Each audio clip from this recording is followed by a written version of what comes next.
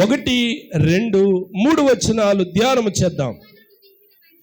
యెహోవాను స్తుతించుట మంచిది, మహోన్నతుడా నీ నామమును కీర్తించుట మంచిది.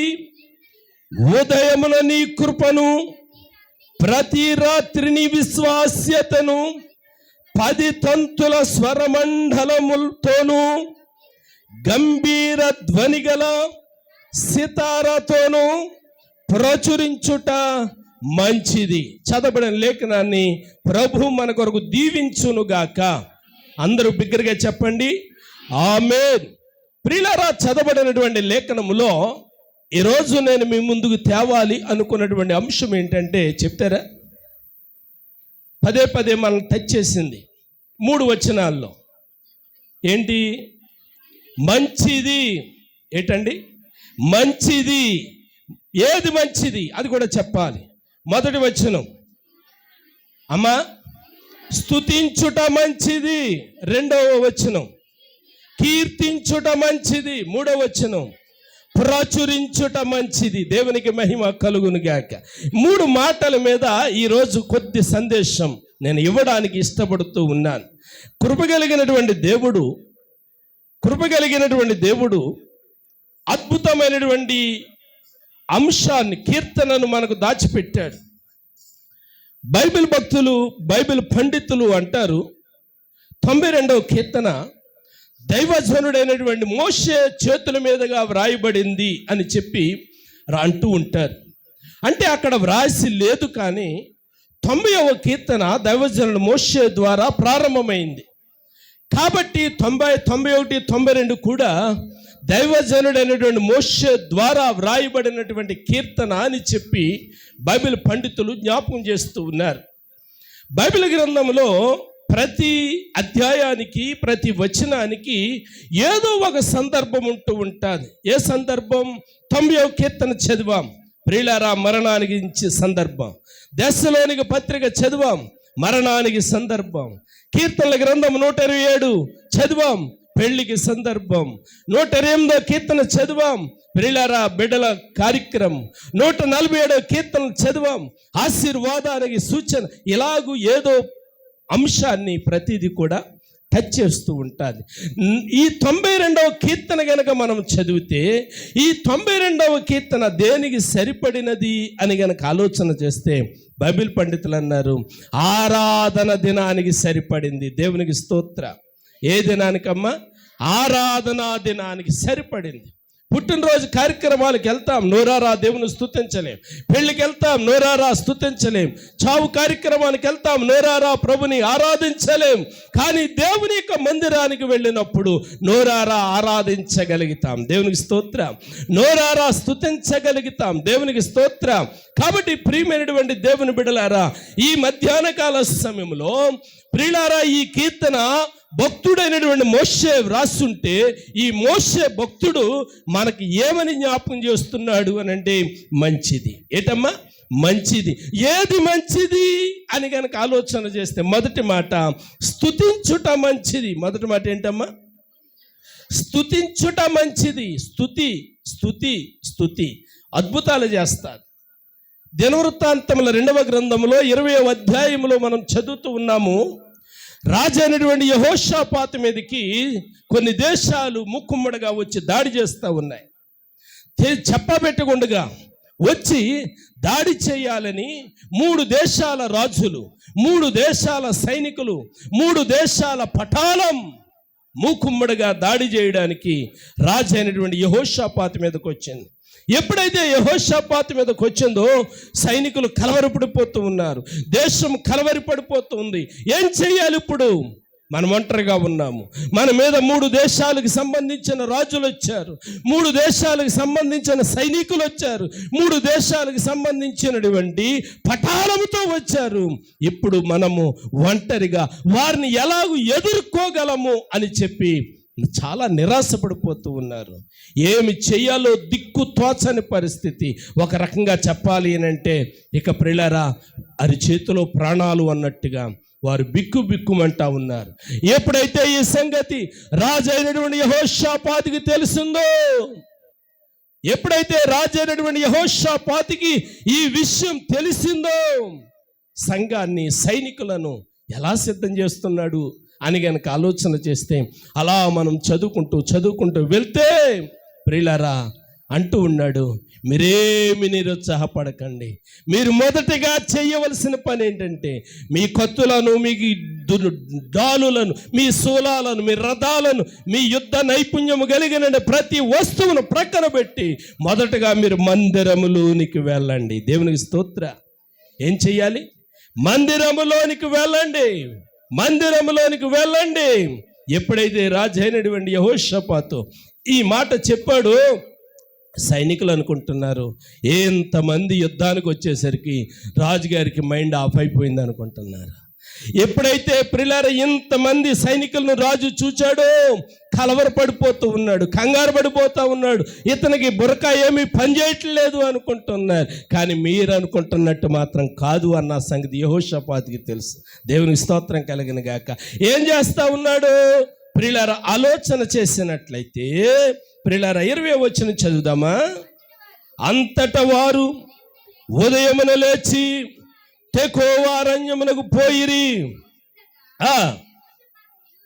చూడండి, యెహోషాపాతు నిలవబడి, యోధావారులారా, యెరూషలేము కాపురస్తులారా, నా మాట వినుడి. మీ దేవుడని యెహోవాను నమ్ముకొనుడి, అప్పుడు మీరు స్థిరపరచబడుదురు. ఆయన ప్రవక్తలను నమ్ముకొనుడి, అప్పుడు మీరు కృతార్థులగుదురని చెప్పాను. వినండి ప్రియ దేవుని బిడ్డలారా, రాజు చెబుతున్నటువంటి మాట. ఇప్పుడు మీరేం చేయాలి? మీ ఆయుధాలను కాదు మీరు నమ్మవలసింది, మీ డాలులను కాదు మీరు నమ్మవలసింది, మీ దగ్గర ఉన్నటువంటి యుద్ధ పరికరాలను కాదు నమ్ముకోవలసింది. మీరేం చేస్తారో తెలుసా? మీ దేవుడిని యెహోవాను నమ్ముకొనండి. దేవునికి స్తోత్ర. మీ దేవుడిని యెహోవాను ఆశ్రయించండి, ఆయన సేవకులను కూడా నమ్ముకొనండి అని చెప్పి ప్రియులారా ఏమంటా ఉన్నాడు అని అంటే 21వ వచనానికి వచ్చేసరికి ఎప్పుడైతే హెచ్చరిక చేశాడో, హెచ్చరిక చేసిన తర్వాత 21వ వచనంలో ఇప్పుడు వ్రాయబడి ఉంది, వాళ్ళందరూ కూడా ఏం ధరించుకున్నారు?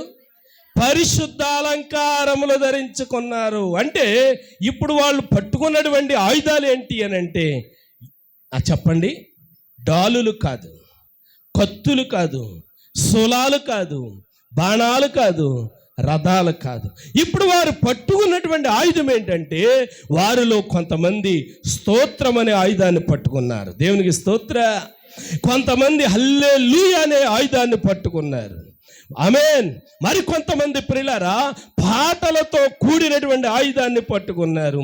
మరి కొంతమంది ప్రియులారా ఆగకుండగా యెషయా గ్రంథములో 6వ అధ్యాయంలో వ్రాయబడినటువంటి ప్రకారం సైన్యముల అధిపతి యెహోవా పరిశుద్ధుడు, పరిశుద్ధుడు, పరిశుద్ధుడు, పరిశుద్ధుడని పొగడే ప్రియులారా ఆయుధాన్ని పట్టుకున్నారు. దేవునికి స్తోత్ర. విజయవాడ దగ్గర నందిగామని ఒక ఊరు ఉంటుంది. నందిగామలో మరి మాజీ ముఖ్యమంత్రి వర్యులు జగన్ గారు, షర్మిల గారు, అనిల్ కుమార్ గారు, వీళ్ళు ముగ్గురు కలిసి ఇంచుమించు ఒక 20 సంవత్సరాల కిందట ఒక మందిరాన్ని కట్టారు. ఆ మందిరం ఇంచుమించు 20 సంవత్సరాల నుంచి నడుస్తూ ఉంది. ఆ మందిరంలో ప్రియులారా ఎంతమంది ఉంటారు అని అంటే 6,000 మంది ఉంటారు. ఎంతమంది? 6,000 మంది ఉంటారు. ఈ 6,000 మంది ఒకేసారి రారు. ఒక్కొక్క బ్యాచ్ 6 గంటలు పనిచేస్తారు. ఎన్ని గంటలమ్మా? 6 గంటలు పనిచేస్తారు. ముందు 2,000 మంది వస్తారు. ఈ 2,000 మంది 4 గంటలు పనిచేస్తారు. ఈ 2,000 మంది ఈ 4 గంటలు అయ్యేసరికి మరొకరు సిద్ధపడతారు, మరో 2,000 మంది రావడానికి. ఈ 2,000 మంది వెళ్ళిపోతారు. మరలా వాళ్ళకి 4 గంటలు అయ్యేసరికి మరో 2,000 మంది వస్తారు. మరలా ప్రియులారా వీళ్ళకి సమయం అయిపోయేసరికి మరో 2,000 మంది. అంటే ప్రతి 4 గంటలకి కూడా ఈ 6,000 మంది మారుతూ ఉంటారు. ఈ 6,000 మంది చేసేదేంటి? అక్కడ ప్రసంగాలు ఉండవు ప్రియులారా, అక్కడ ప్రార్థన ఉంటుంది. కానీ 1/4 టైము, అంటే 24 గంటల్లో ఇంచుమించు 24 గంటల్లో ఒక 4 గంటలు మాత్రమే ప్రార్థన ఉంటుంది. మిగిలిన సమయం ఏముంటుంది అని కనుక ఆలోచన చేస్తే ప్రియులారా, ఆరాధనే. దేవునికి స్తోత్ర. ఆరాధనే, స్తుతి వారి నోటు ఉంటుంది. స్తుతి ఆగకుండగా ప్రియులారా 24 గంటల స్తుతి ధూపం వేసే మందిరం నందిగామలో ఉంది. ఎన్ని సంవత్సరాల నుంచి నడుస్తుంది? 20 సంవత్సరాల నుంచి ప్రియులారా, 20 సంవత్సరాల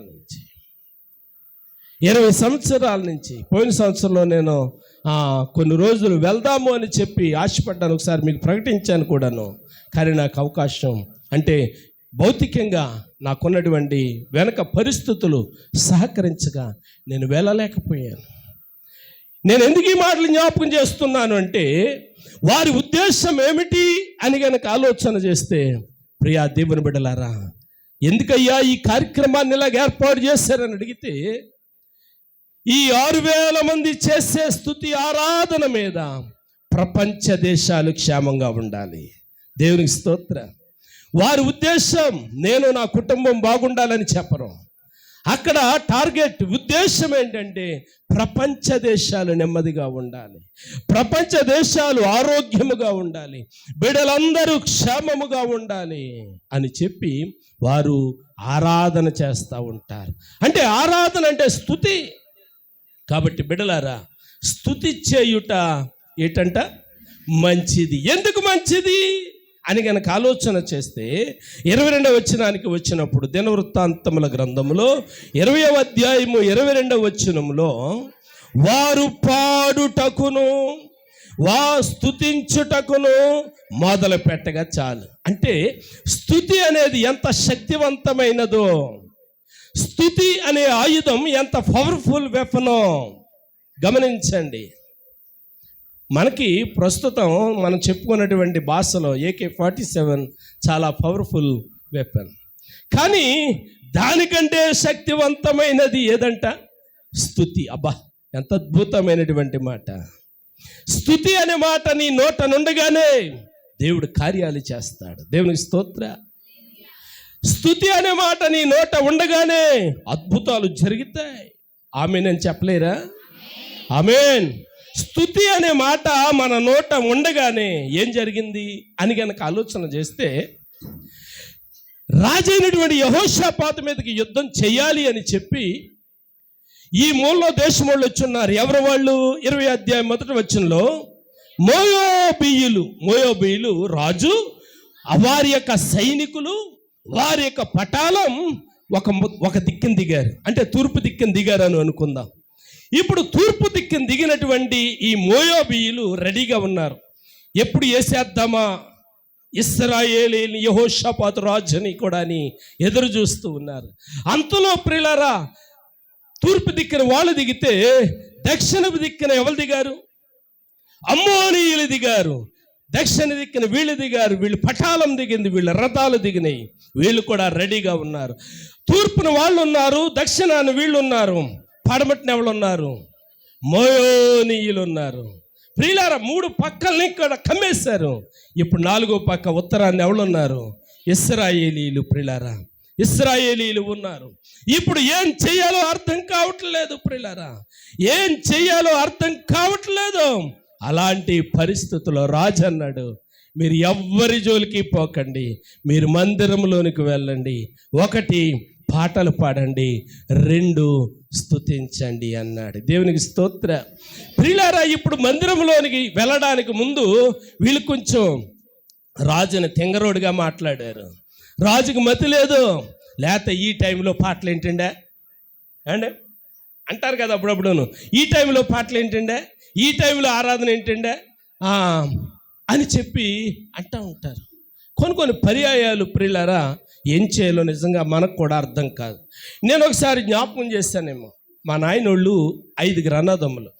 2వ నాన్న మిలిటరీ ఆర్మీలో పనిచేసేవారు. ఆయన కోనవరం అత్తూరు అయితే ఆయన అత్తూరింటికి వెళ్ళాడు. అప్పటికే ఆయన భార్య నిండు గర్భిణి అయితే ఆ రోజు ఆయన వెళ్ళినటువంటి రోజు ఆమెకి సాయంత్రానికి నొప్పులు స్టార్ట్ అయినాయి. నొప్పులు స్టార్ట్ అయితే, నేను చెప్పేది 40 సంవత్సరాల చరిత్ర కాబట్టి ఇప్పుడున్న సౌకర్యాలు అప్పుడు లేవు.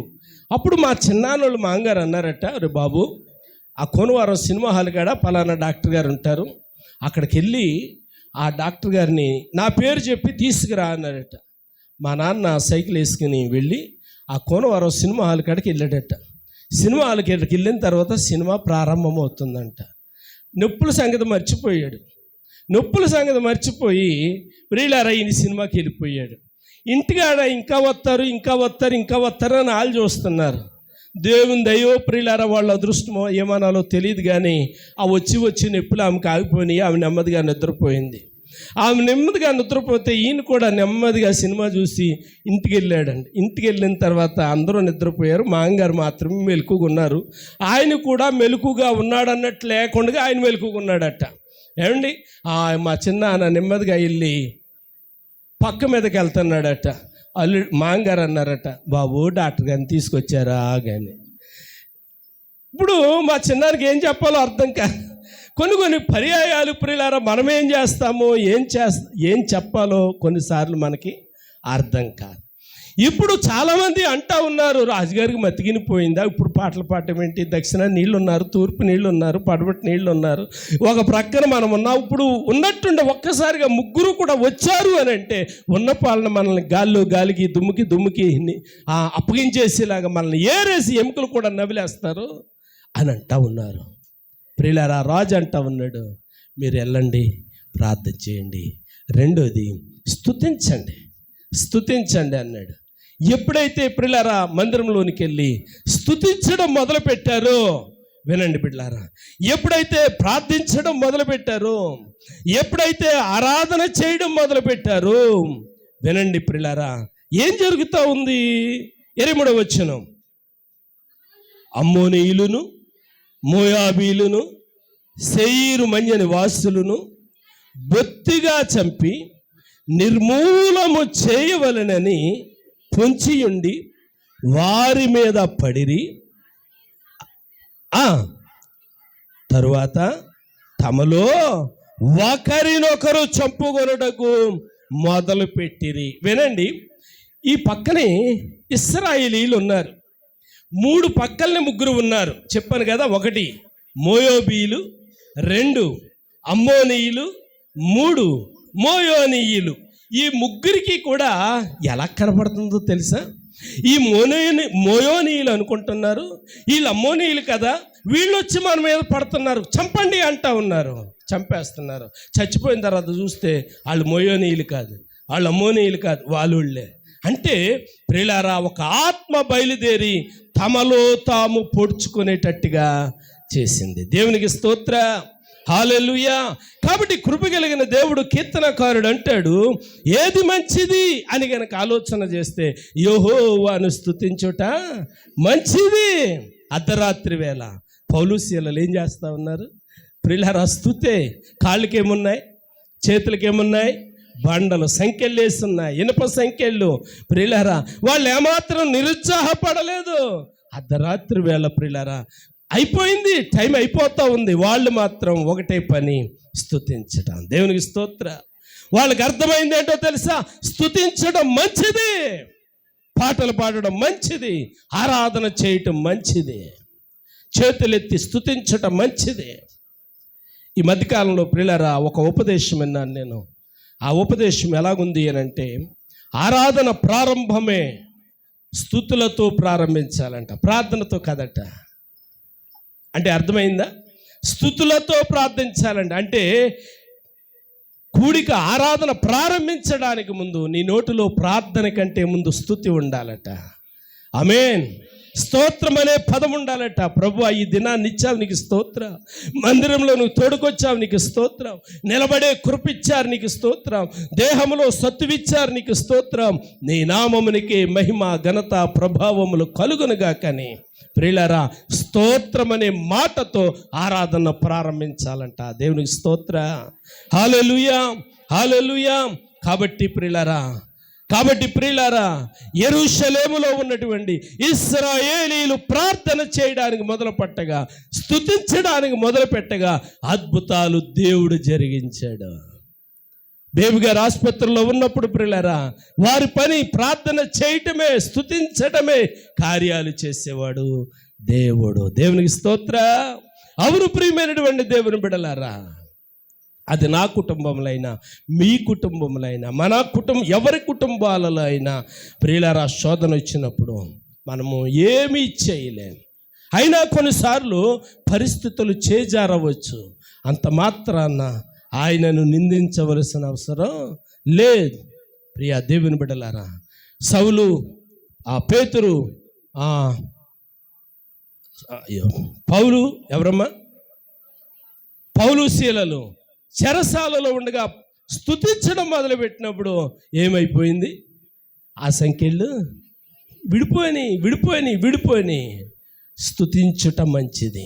మన కుటుంబాల్లో వచ్చే కష్టాలకి, మన కుటుంబాల్లో వచ్చే సమస్యలకి కుంగిపోవద్దు ప్రియులారా. బాధలు మనకే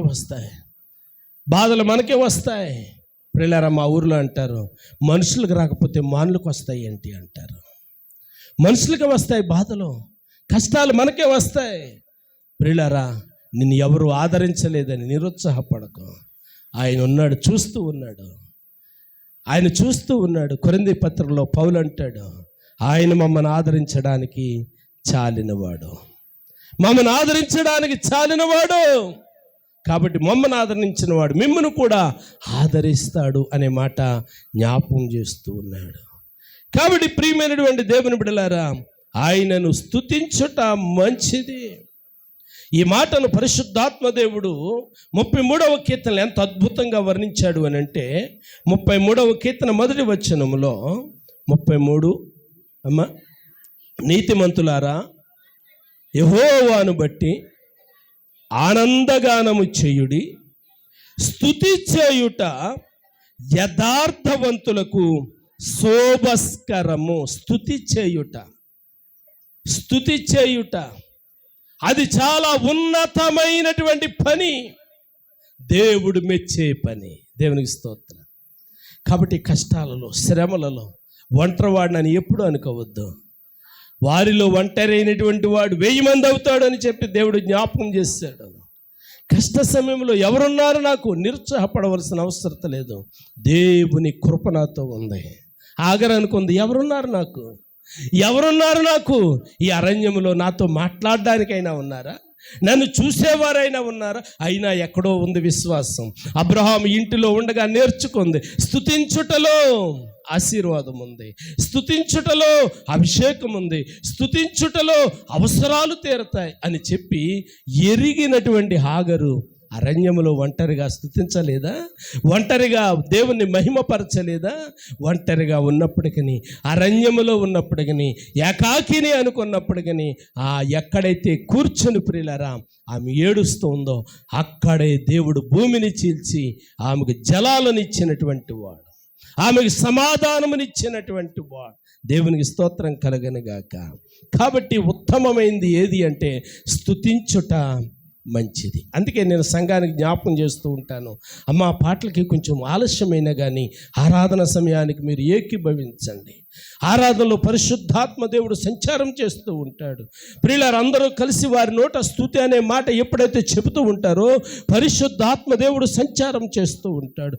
అద్భుతాలు జరుగుతాయి ఆరాధనలో, ఆశ్చర్య కార్యాలు జరుగుతాయి ఆరాధనలో. కాబట్టి బిడ్డలారా, స్తుతి మన నోటలో ఉండాలి. స్తుతి అయిపోయే వరకు మనం ఆగకూడదు. ఆ స్తుతి ఆరాధన రాకముందే ప్రియులారా మనం మందిరంలోనికి రావడానికి ప్రయత్నం చేయాలి. దేవునికి స్తోత్రం. హల్లెలూయా, హల్లెలూయా. ఇంకా స్తుతి ఎలా చెల్లించాలి? ఒకవేళ నీకు అవకాశం ఉంటే ఎఫెసీ పత్రికలో పౌలు భక్తుడు ఇలాగంటాడు. ఎఫెసీలకు రాసినటువంటి పత్రికలో 5వ అధ్యాయము చూడండి బిడ్డలారా, 5వ అధ్యాయము 19వ వచనం.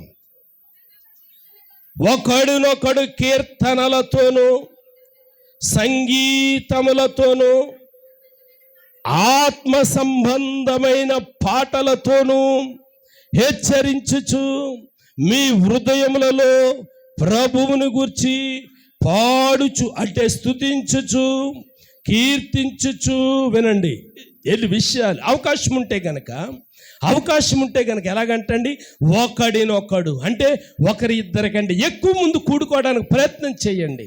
స్తుతించడానికి ముందు ఏం చేయాలంట, ఒకరిద్దరి కంటే ఎక్కువ మంది కూడుకోవడానికి ప్రయత్నం చేయాలి. కూడుకున్న తర్వాత ప్రియులారా ఏం చేయాలంట, మొదటగా కీర్తనలు, పాటలు వేరు కీర్తనలు వేరు. వినండి అమ్మా, పాటలు వేరు కీర్తనలు వేరు. పాటలు ఎలాగుంటాయంటే ప్రియులారా, ఇప్పుడు మనము పాడే పాటలు ఎలాగుంటాయంటే పెదాలతో వల్లించేస్తూ ఉంటారు. కీర్తనలు ఎలా ఉంటాయంటే అంతరంగంలోంచి వస్తూ ఉంటాయి. ఉదాహరణకి, యేసు నన్ను ప్రేమించినావు పాపినైనా అండి. పాటలు కీర్తనలు ఎలాగుంటాయి, అంతరంగములో నుండి ఆ భావము అర్థము చేసుకునే విధముగా. ఇప్పుడు పాడే మన కొత్త పాటలు ఉంటాయి ప్రియులారా, అవి మంచివి కాదని నేను అంటలేదు, కానీ మనము దాని యొక్క భావాన్ని అర్థము చేసుకునే లోపు పాట అయిపోతూ ఉంటుంది.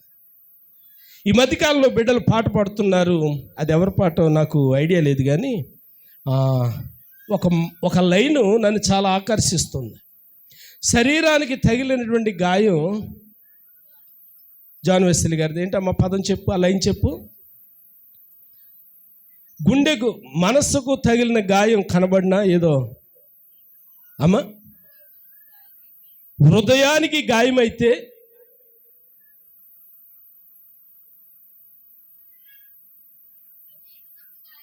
అమ్మా, దేహమందు గాయమైతే కుదుట పడు. అబ్బా, ఎంత అద్భుతమైన మాట చూడండి. దేహానికి గాయమైతే కుదుట పడుతుంది. మన బిడ్డలు ప్రియులారా సైకిల్ మీద వెళ్తారు, మోటార్ సైకిల్ మీద వెళ్తారు, ఇంట్లో స్త్రీలు గ్యాస్ దగ్గర వంట చేస్తారు, అప్పుడప్పుడు నూనె ప్రమాదాలు జరుగుతూ ఉంటాయి, బైక్ మీద పడిన ప్రమాదాలు ఉంటాయి, సైకిల్ మీద పడిన ప్రమాదాలు ఉంటాయి. అంతేందుకు మన పిల్లలు ప్రియులారా అరుగు మీద అలా గెంతుతూ పడిపోయినటువంటి పరిస్థితులు ఉంటాయి. మోకాళ్ళు కొట్టుకుపోతాయి. అంటే దేహానికి తగిలిన గాయం మరో వారానికి ఏమైపోతుంది, కుదుట పడిపోతుంది. గుండె గాయము గుర్తుపట్టిన నరుడు లేడు కదా. అబ్బా, ఎంత అద్భుతమైన మాట. ఇట్లా ఏమన్నారంటే కీర్తనలు. దేవునికి స్తోత్రం కలగని గాక. కాబట్టి కీర్తనలు ఏం చేస్తాయి అంటే నిన్ను దేవుని దగ్గరికి నడిపిస్తూ ఉంటాయి, నిన్ను దేవుని దగ్గరికి పశ్చాత్తాపంతో నడిపిస్తూ ఉంటాయి. దేవుని దగ్గరికి నిన్ను ప్రియులారా మనస్సు ఒకంత భారభరితమైనదిగా మన జీవితాన్ని జ్ఞాపకం చేస్తూ దేవుని దగ్గరికి తీసుకుని వస్తూ ఉంటుంది. ఎంత అద్భుతమైన పద జాలమండి. కాబట్టి ప్రియమైనటువంటి దేవుని బిడ్డలారా, అవకాశం ఉంటే ఎలా స్తుతించాలంట, ఒకడినొకడు కీర్తనలతోనూ ఆత్మ సంబంధమైన పాటలతోనూ సంగీతములతోనూ ఒకడినొకడు హెచ్చరించుకుంటూ మీ హృదయములలో ప్రభువుని గూర్చి పాడుకుంటూ ఉండాలి. అంటే మెట్టుకు నేను చెప్పాలనుకున్న ఉద్దేశం ఏంటంటే స్తుతించుట మంచిది. సమయం అయిపోయింది కాబట్టి 2 మాటలు పరిచయం చేసి విడిచిపెడతాను. రెండో మాట చెప్పండి, కీర్తించుట మంచిది. 2 మాట ఏంటమ్మా, కీర్తించుట మంచిది. కీర్తి వినండి బిడ్డలారా, ఫిలిప్పీలు రాసిన పత్రికలో 4వ అధ్యాయము 6వ వచనం చూడండి. ఫిలిప్పీ 4:6. అమ్మ, దేనిని గూర్చి చింత పడకుడి గాని ప్రతి విషయంలోనూ ప్రార్థనా విజ్ఞాపనముల చేత కృతజ్ఞతాపూర్వకముగా. వినండి బిడ్డలారా, రెండోది కీర్తించుట అంటే కృతజ్ఞత తెలుపుట. ఈరోజు బేబీ గారు చేసింది అదే, కృతజ్ఞత లేని వారముగా మనం ఉండకూడదు. రోజున యేసు ప్రభు దగ్గరికి 10 మంది కుష్ఠరోగులు వచ్చారు, 10 మందిని బాగు చేశాడు. ప్రియులారా, ఒక్కడే తిరిగి వచ్చాడు, తమ్మండుగురు తిరిగి రాలేదు. కారణం ఏంటో తెలుసా? యేసు ప్రభు చెప్పిన మాట ఏంటో తెలుసా? కృతజ్ఞత అంటే నోటి మాట చెప్పేయడం కాదురా బాబు. కృతజ్ఞత అంటే యేసు బాబు నన్ను బాగు చేశాడని చెప్పేయటం కాదు. కృతజ్ఞత అంటే మందిరంలోనికి వెళ్ళి మోషే నియమించిన కానుక చెల్లించి రా అన్నాడు. అంటే అక్కడికి వెళ్ళి నీ ముఖం చూపించి రావటం కాదు ప్రియులారా. సాక్ష్యం దేవుడు చెప్తా ఉన్నాడు, నీవు వెళ్ళి మోషే నియమించిన కానుక చెల్లించి రా అంటే ఎంతమంది వచ్చారమ్మా? ఒక్కడే వచ్చాడు. అంటే 90 వెళ్ళలేదు. ఎందుకు వెళ్ళలేదు?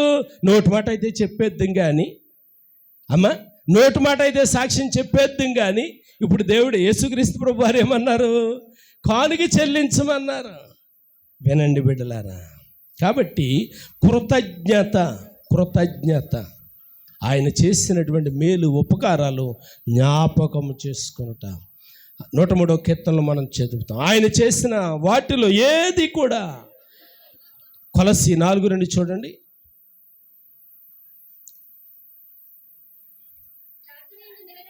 ప్రార్థన యందు నిలకడగా ఉండి కృతజ్ఞత గలవారై అండి, అంటే కృతజ్ఞత కలిగిన వారుగా ఉండుట మంచిది. ఇంక నేను ఎక్కువ విషయాలు జ్ఞాపకం చేయట్లేదు. 3వది ప్రియులారా ఏంటంటే ప్రచురించుట మంచిది. ఏటమ్మా? ప్రచురించుట మంచిది. ఏం ప్రచురించాలి? చాలా విషయాలు ఉన్నాయి కానీ ఒక మాట చెప్పి ముగిస్తాను. కొరింథీయులకు రాసినటువంటి మొదటి పత్రిక, పౌలు భక్తుడు అంటున్నాడు, కొరింథీయులకు రాసిన మొదటి పత్రిక 11వ అధ్యాయము 26వ వచనం, 11:26, మీరు ఈ రొట్టెను తిని ఈ పాత్రలోనిది త్రాగునప్పుడల్లా ప్రభువు వచ్చు వరకు ఆయన మరణమును ప్రచురించుదురు. బిడలారా, విశ్వాసులారా, సంఘ బిడలారా, ఏం ప్రచురించాలంట మనం? ఆయన మరణమును ప్రచురించాలి.